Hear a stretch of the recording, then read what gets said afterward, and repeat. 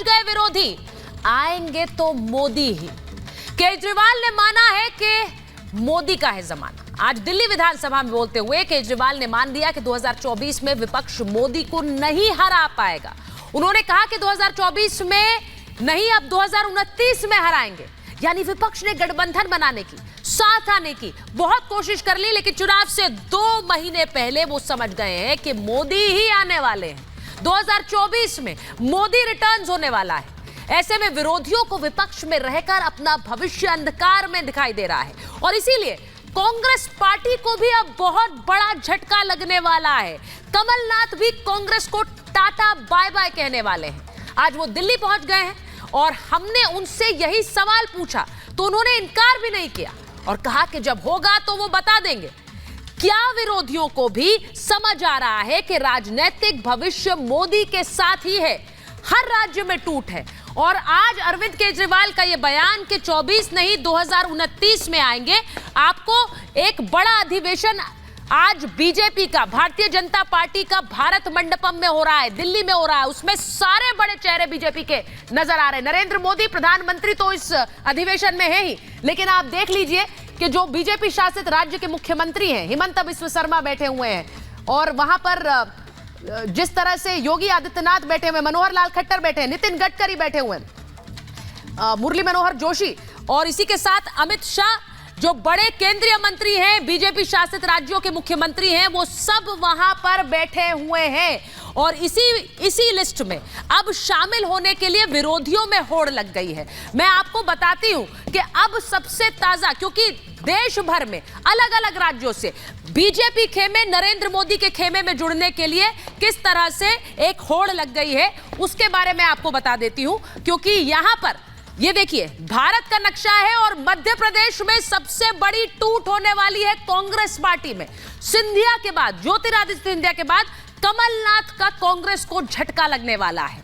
क्योंकि ज्योतिरादित्य सिंधिया आए, उसके बाद क्या कमलनाथ आएंगे। बेटे नकुलनाथ के साथ बीजेपी में जाने की चर्चा हो रही है। उन्होंने बयान भी दे दिया थोड़ी देर पहले, बेटे नकुलनाथ के साथ वो आएंगे। चलाइए आगे, बेटे नकुलनाथ के साथ बीजेपी में जाने की चर्चा है और यह मध्य प्रदेश में कांग्रेस के लिए बहुत बड़ी टूट होगी। कांग्रेस के रणनीतिकार माने जाते हैं, फंड मैनेजर भी माने जाते हैं कमलनाथ। तो सोचिए मध्य प्रदेश, अगला राज्य आपको बताती हूं। मध्य प्रदेश के साथ साथ उत्तर प्रदेश में पहले ही टूट हो चुकी है। आरएलडी चीफ जयंत चौधरी इंडिया गठबंधन छोड़कर एनडीए में आ गए। उनके साथ साथ आप ये भी देखिए आचार्य प्रमोद कृष्णम, जो कि छोड़ चुके हैं, जिनको कांग्रेस से हटा दिया गया है, क्या वो भी बीजेपी का रुख कर सकते हैं? कांग्रेस से आए आरपीएन सिंह को बीजेपी राज्यसभा भेज रही है, तो वो भी बीजेपी खेमे में है। लाल बहादुर शास्त्री के पोते, वो भी कांग्रेस छोड़ बीजेपी में आए हैं। ये हाल फिलहाल की टूट है, सब मोदी खेमे में जाना चाह रहे हैं। आचार्य प्रमोद कृष्णन के बारे में मैंने आपको बताया, वो भी बीजेपी में शामिल हो सकते हैं। ये बात उत्तर प्रदेश की थी। अगला राज्य दिखाइए। इंडिया अलायंस छोड़कर नीतीश कुमार एनडीए में शामिल हो चुके हैं। ये साल की सबसे बड़ी टूट थी इंडिया गठबंधन में, जो संयोजक बनने जा रहे थे वही छोड़ के चल दिए। और वहीं महाराष्ट्र में देखिए, कांग्रेस के पूर्व सीएम अशोक चौहान, बीजेपी उन्हें राज्यसभा भेज रही है। सोचिए, कभी मुख्यमंत्री रहे कांग्रेस के।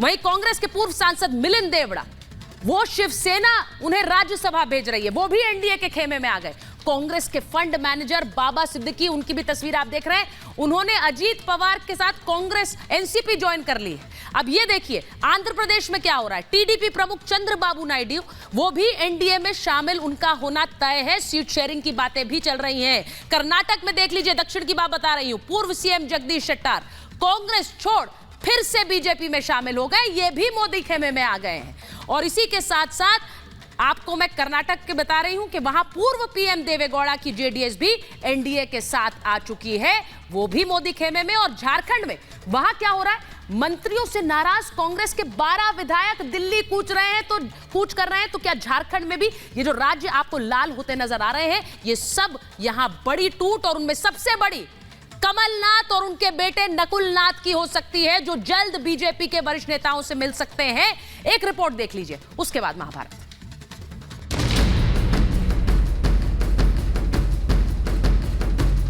2024 के अंदर बीजेपी अगर नहीं हारी लोकसभा चुनाव, तो 2029 के अंदर आम आदमी पार्टी इस देश को बीजेपी से मुक्ति दिलाएगी। क्या मोदी विरोधियों ने चुनाव से पहले ही हार मान ली है?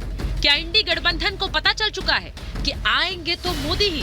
क्योंकि मोदी हटाओ मोर्चे के बड़े चेहरे केजरीवाल ने भी स्वीकार कर लिया है 24 तो मोदी का है, अब 29 की तैयारी करो। आज अगर बीजेपी को खतरा है, भविष्य का खतरा है, तो केवल और केवल आम आदमी पार्टी से खतरा है। 2024 के अंदर बीजेपी अगर नहीं हारी लोकसभा चुनाव तो 2029 के अंदर आम आदमी पार्टी इस देश को बीजेपी से मुक्ति दिलाएगी। जब केजरीवाल जैसा नेता भी मानने को मजबूर है कि मोदी को हराना नामुमकिन है, तो फिर इंडी गठबंधन का क्या भविष्य है? क्योंकि यूपी से लेकर बिहार और महाराष्ट्र से लेकर मध्य प्रदेश तक हड़कंप मचा है। हर नेता मोदी के साथ जुड़ना चाहता है। एनडीए का कुनबा मजबूत और राहुल खेमा ध्वस्त होता जा रहा है। हम तो बड़ी कोशिश किए थे, हम तो नाम भी नहीं दिए थे। अब चल रहा है कुछ ऐसे ही चल रहा, खत्म हो गया था तो हम तो ट्राई बहुत किए थे। जब अलग हट गए थे तो उसी समय आप लोगों को हम सब प्रेस के सामने सारी बात आप लोगों को बता दिए थे।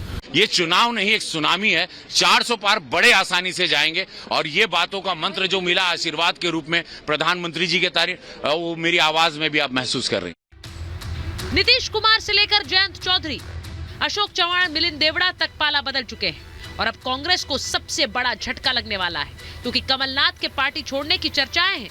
वो अपने बेटे नकुलनाथ के साथ अचानक दिल्ली पहुंच गए, जहां बीजेपी के बड़े नेताओं से मिलने की चर्चा है। तस्वीरें हम आपको दिखा रखे हैं। पूर्व मुख्यमंत्री कमलनाथ जो हैं वो यहाँ पर पहुंच चुके हैं, नकुलनाथ अंदर पहुंचे हैं और ये देखिए ये दूसरी गाड़ी और ये दूसरी गाड़ी जो है वो अंदर पहुंच चुकी है और इस गाड़ी में आप देख पा रखे हैं मध्य प्रदेश के पूर्व मुख्यमंत्री कमलनाथ जो हैं। 45 साल से गांधी परिवार के सबसे करीबियों में शामिल कमलनाथ कांग्रेस के वरिष्ठ नेता हैं, जिन्होंने छिंदवाड़ा का किला बचा कर रखा है और एमपी में बीजेपी को क्लीन स्वीप करने से रोक रखा है, क्योंकि कमलनाथ खुद यहां से 9 बार सांसद रह चुके हैं। सिंधिया के बाद अगर कमलनाथ पार्टी छोड़ते हैं तो ये कांग्रेस के लिए कितना बड़ा झटका होगा, उसे समझने के लिए जानिए कि कांग्रेस के लिए कमलनाथ कितने मायने रखते हैं। कुशल रणनीतिकार, मैनेजमेंट में माहिर है, कांग्रेस के क्राइसिस मैनेजर की छवि रही है। पार्टी के लिए फंड जुटाने की जिम्मेदारी भी उन पर रही है। खराब दौर में भी चुनाव जिताकर लाए हैं। मध्य प्रदेश की कमान संभालने वाले कमलनाथ को फिक्र अब अपने बेटे के भविष्य की है। मोदी राज में कांग्रेस हाशिए पर जा चुकी है। ऐसे में सांसद बेटे नकुलनाथ के लिए बीजेपी में जाकर राह आसान की जा सकती है। आप लोग इतना एक्साइट क्यों हो रहे हैं? क्या बीजेपी ज्वाइन कर रहे हैं सर? अगर ऐसी कोई बात होगी सबसे पहले मैं आप लोगों को ही कहूंगा। सर आप इनकार नहीं कर रहे हैं? इनकार की बात नहीं है जी जी, ये आप लोग कह रहे हैं जी, आप लोग एक्साइट हो रहे हैं। मैंने कहा मैं तो एक्साइट नहीं हूँ इस तरफ या उस तरफ। पर हनुमान भक्त कहे जाने वाले कमलनाथ बड़े संकेत दे रहे हैं। जल्द ही उनके अयोध्या में राम दरबार जाने की भी चर्चा है। अगर कमलनाथ का विकास में विश्वास हो तो जरूर मैं कहूंगी राम का आशीर्वाद लेके आओ, काम करो, काम के लिए आ जाओ। वो काम के लिए जो आना चाहता है वो हर कोई आ जाए। यानी बीजेपी की डगर पर अगर वो चलते हैं तो अकेले नहीं होंगे। लाव लश्कर के साथ उनके कई समर्थक, दिग्गज नेता और दर्जन भर विधायक भी बीजेपी ज्वाइन करेंगे। सांसद नकुलनाथ, पूर्व मंत्री तरुण भनोट, सज्जन सिंह वर्मा ने भी ट्विटर बायो से कांग्रेस का नाम निशान हटा दिया है।